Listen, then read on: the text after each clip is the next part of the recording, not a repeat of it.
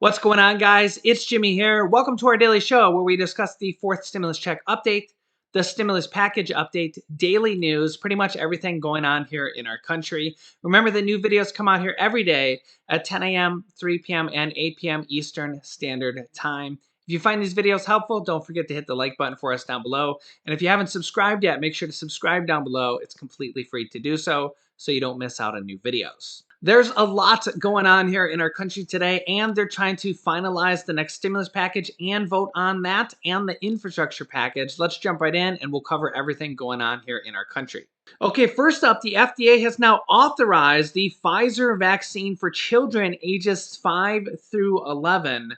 So this is now official. Children can now go and get this. This is now out for children ages 5 through 11 for Pfizer. The Moderna and Johnson & Johnson shot are probably that will probably be several weeks out for those decisions. That will probably be coming, but it will probably be several weeks out. So be on the lookout for that.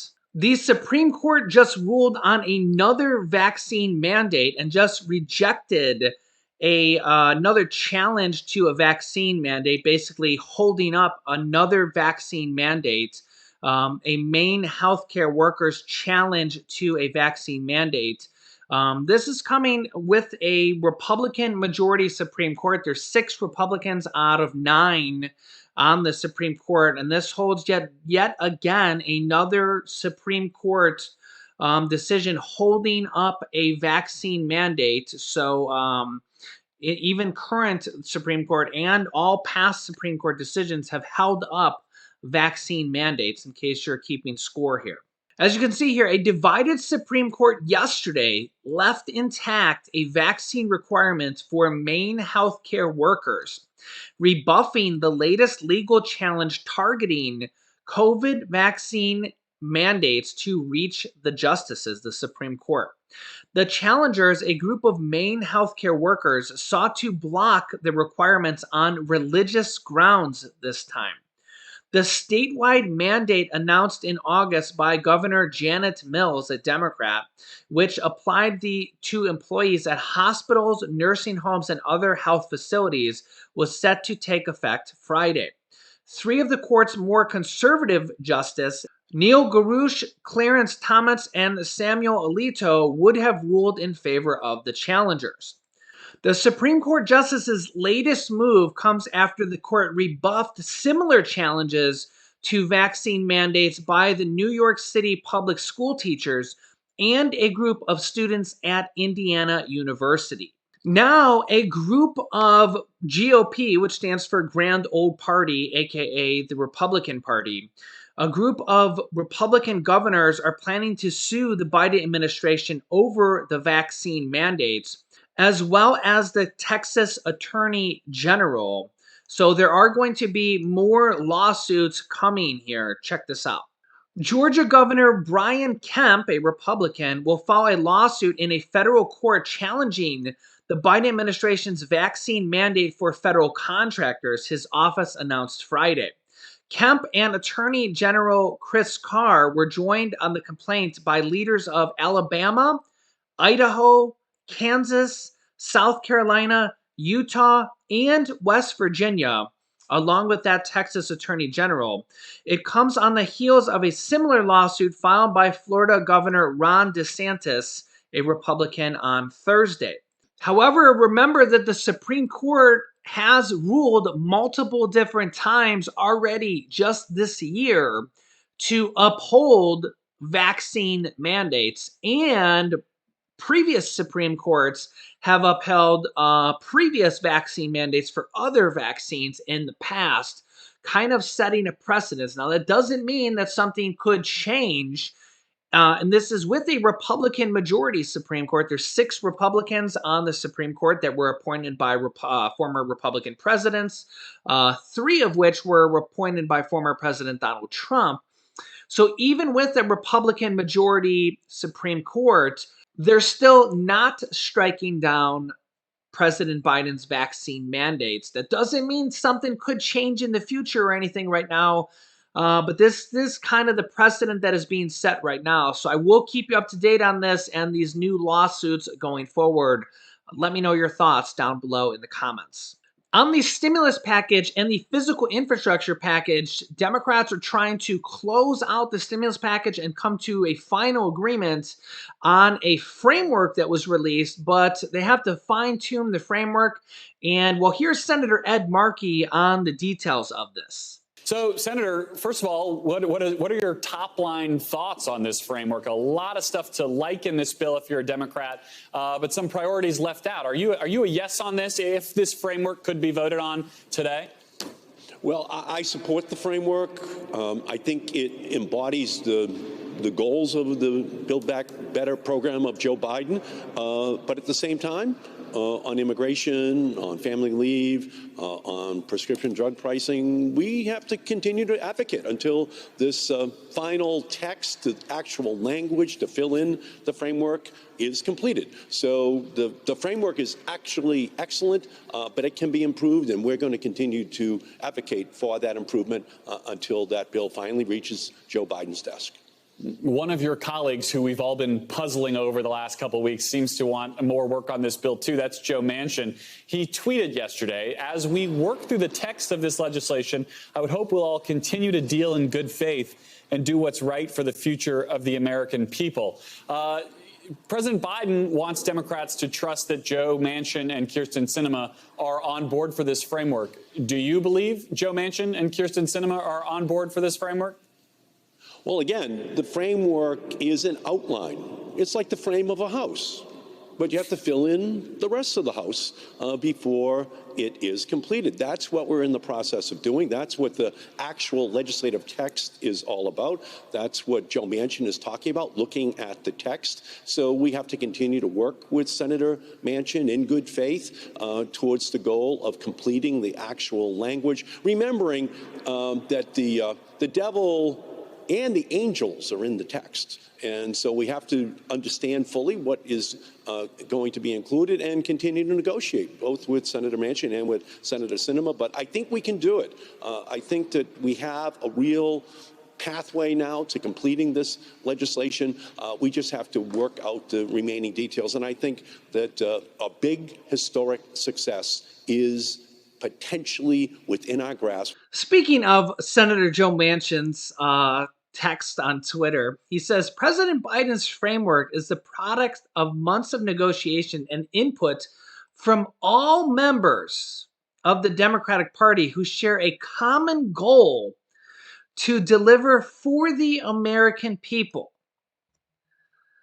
Does Senator Joe Manchin sound like he's the person who shares a common goal to deliver for the American people?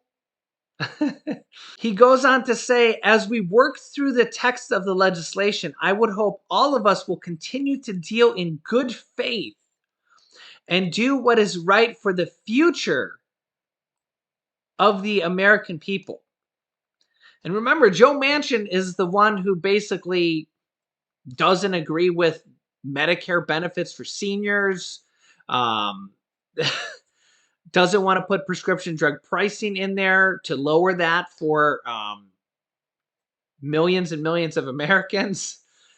Is potentially being paid off by the prescription drug pricing company, and doesn't want to put paid and family medical leave in there for the American people, and wants to lower the entire price tag of this whole stimulus package for everybody. But he wants to do what is right for the future of the American people. And he wants input from all the members of the Democratic Party who share a common goal. But remember, Joe Manchin's the only ones with these ideas. Remember, he wants to put an income threshold on the child tax credit, those monthly stimulus checks going out to 65 million children. And he wants to put a work requirement on there, and those two things would cut out over 37 million children from getting those monthly checks. He says Democratic Party who share a common goal. He's the only Democrat that has this idea. But he says he wants input from all members of the Democratic Party who share a common goal. He's the only Democrat with this idea, and he's the only Democrat with a lot of these ideas. Yeah, let me know your thoughts on this, because I found that kind of ironic. Now, many Democrats, including Senator Bernie Sanders and Democratic Representative Rashida Tlaib, Cory Bush, are, as you can see from this headline here, are holding out for a better deal on the social spending plan, aka the stimulus package, aka the American Family Plan. They're holding out for a better deal and trying to make this stimulus package a better deal and basically blocked a vote on the physical infrastructure package. And really are trying to make this stimulus package a better deal. And this is where we could see a lot of things tweaked in this $1.75 trillion stimulus package now, which is half the size of it originally started off with, mostly because of Joe Manchin and Kirsten Sinema wanted it to be half the size. So they got their way there, but we still have lots that could be added in here, changed, modified. We have multiple different advocacy groups pushing for $1,400 stimulus checks for the adults to be in here. We have the Senior Citizens Group, the Senior Citizens League pushing for $1,400 stimulus checks to be added in there. They have a petition with over 1 million signatures looking to have that added into this stimulus package. We have the change.org petition, which looks to seek to add $2,000 per month stimulus checks into this petition, or is a petition that has 2.94 million signatures, almost 3 million signatures. You can see here at 3 million signatures would become one of the top signed petitions at change.org, almost 3 million signatures that would be included or looks to be added to this stimulus package. Now, remember that this would be, or what they seek to add, this would be in addition to the $800 stimulus debit cards that President Biden is considering adding into this package for seniors on Medicare. They're calling this a stimulus debit card that would you'd be able to use for medical and dental. So this is something that President Biden is considering having in the stimulus package. They call it a stimulus debit card or a Medicare voucher. That is something that could be in this package as well that you could use for, again, medical or dental. So, and this would also be in addition to the child tax credits that in this stimulus package, as you can see here, the child tax credits would be extended for 1 more year. Those are the monthly payments that go out to about 65 million children that were originally passed just a few months ago from the third stimulus check package. And those are going to expire on December 15th. That'll be the last monthly payment if they can't pass this package before then. But they want to extend these payments for 1 more year, basically for 2022 in this next package. That'll be $250 per month for children ages 6 through 17 and $300 per month for children under the age of 6. So those would continue those monthly payments for 65 million children. Also, they're trying to put the prescription drug pricing into this bill as well. The framework had it not in there. They're currently trying to put it back in there, as a lot of Democrats want to put it in there. It wouldn't be for new prescriptions that come out, but it would be for older prescriptions that have been on the market for a while and are kind of not under what do they call that? Under like new patent. So it's kind of a middle ground for between prescription drug companies and Congress to kind of make some leeway there. So that would significantly reduce prescription drug prices for anything that's not a brand new prescription that has been out there. So we're trying to see if they can get that in there. Remember that about 66% of adults do take prescriptions, and they're trying to get that in there. That would be something that could save millions and millions of Americans money every single month. So it is a stimulus type program they're trying to put in this stimulus package, as well as Medicare benefits. There's 3 different programs they're trying to do: hearing, vision, and dental benefits. Right now, hearing is in there, which would be hearing benefits and hearing aid benefits would be included. Vision and dental are still being negotiated. The next one that is most likely to be in there would be vision and prescription eyeglasses. The dental is going to be the hardest one to get done because dental is the most expensive. So the next one that would be most likely to be added would be the vision and prescription glasses. So just on the least to most likely, the dental would be the hardest one to do.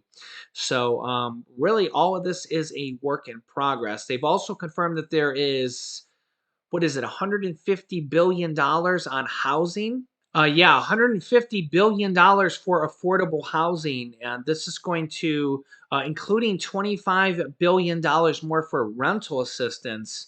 Rental assistance is a significant thing that could help you out. We've had thousands of viewers on our channel get 3 months, 6 months, or even up to 12 months of their rent paid. I'll link you from the third stimulus check package. There's still money available from this in all 50 states. I'll link it to a video on how to get rent assistance here at the end of this video in just a few moments.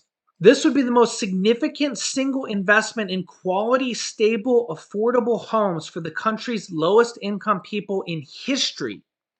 This framework includes $65 billion towards repairing and replacing public housing, $25 billion towards rental assistance, and $15 billion towards the Housing Trust Fund, which provides grants to states for construction and repairing of affordable housing. The framework also allocates billions of dollars for improving the sustainability and climate resiliency of housing, vouchers and support for the elderly and disabled individuals. We're going to have to see what that means and how that works. Vouchers and supports for the elderly and disabled individuals. What that's going to work out, how that's going to work, what type of stimulus, if there might be money eligible. Once this package passes, we will have to see once this package passes. Remember that once the last package passed, there was all sorts of different nooks and crannies in there, like the $50 off internet bill that you can get at. You can still get this. It's still available. Getemergencybroadband.org is the website. Getemergencybroadband.org. You can see this is a government website. And you can literally apply right here on this website to get $50 per month discount on your broadband internet service. That's your home internet service or your cell phone bill. You can get $75 a month off your home internet or cell phone bill if your house is on a tribal land, or a one-time discount of $100 off a laptop, tablet, or desktop computer. And you apply right here on this website. And after you apply, if you get accepted, a lot of people get accepted for this, and because it's money from the third stimulus check package. If you're low to middle income, you can get accepted for this. If you get accepted and your carrier is one of the main carriers that is on the list, there's a search tool. You can see if your home internet or your cell phone company is on the list that it's a company that is available. Then you tell your company that you got accepted, and they will apply the discount to your bill. So there honestly could be a lot of programs like that in this next package. After this package passes, there might be some stuff like that. There was also the funeral assistance package from people that died from COVID from the last one. I'll actually just put this one up on the screen. If you had a loved one die from COVID, I'll actually put this one on here. You can see, again, official website of the U.S. government. You can actually get the funeral paid for by the government if certain conditions apply. Here is the funeral assistance phone number. Or you can just Google FEMA funeral assistance and go to this website directly. There's all sorts of like stimulus programs like this from the last stimulus package, and there's probably going to be all sorts of things like this in the next stimulus package available. So once they pass this package, we just went through a couple of the stimulus programs that they're kind of going, or recommending, or kind of they want to put in this next package. We're going to be going through them more as we learn more. This isn't even all of them. There's actually going to be a lot of, I mean, these bills are thousands of pages, right? Once they pass this bill, we'll probably be going through all the different programs here. And rent assistance is a big one. I'll link you to a video on how to apply for that. If you're low income, if you've been on unemployment, if you're behind on rent, or if you have been affected by the pandemic, or if you have a family member or a friend or anything like that that falls under those categories, you should definitely apply for rent assistance. It might take you an hour or two to do it. And it takes some time for them to go through your application. It takes a few weeks for them to do it. But I literally had thousands of members saying, yeah, I sent my application in and I heard back from them weeks later and I got 3 months of my rent paid or 6 months of my rent paid or 12 months of my rent paid. Thank you so much, Jimmy. And it's like, hey, I'm just here to help people and bring the information to you guys every single day. So it costs nothing to apply, just costs your time. If you have time, it's worth doing. It's kind of like a lottery ticket. Like you fill it out, and if it works, it's awesome. If not, it just costs you a little bit of time. So I'll link you to that video here in a moment. And there's going to be $25 billion more of rent assistance becoming available from this next package. And the states are lowering their qualifications. So if you applied previously and you were denied, it might be worth applying again. So keep that in mind. So make sure to subscribe down below if you haven't yet. It's completely free to do so. New videos come out every day at 10 a.m., 3 p.m., and 8 p.m. Eastern Standard Time. There's also a share button down below so you can share this video with your friends and family. And there's going to be all sorts of new programs like this coming up from this next stimulus package. And in the next package after that, who knows, even maybe this big Social Security increase as well in this next package. So you can click here to learn about how to do the rent assistance in this video. And this video tells you about the two big Social Security increases that could be coming in the next package. So click on one of those videos next. Thanks, guys, and I will see you in the next video.